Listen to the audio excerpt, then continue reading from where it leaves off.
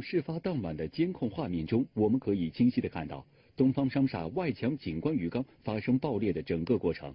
当时在现场，无论是店方的工作人员，还是顾客以及路过的行人，都没有任何的心理防备。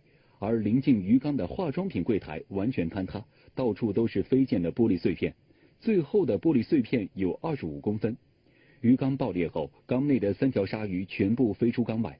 爆裂分别导致7名商场工作人员和8名。事发当晚的监控画面中，我们可以清晰地看到东方商厦外墙景观鱼缸发生爆裂的整个过程。当时在现场，无论是店方的工作人员，还是顾客以及路过的行人，都没有任何的心理防备。而临近鱼缸的化妆品柜台完全坍塌，到处都是飞溅的玻璃碎片，最厚的玻璃碎片有25公分。鱼缸爆裂后，缸内的3条鲨鱼全部飞出缸外。爆裂分别导致7名商场工作人员和8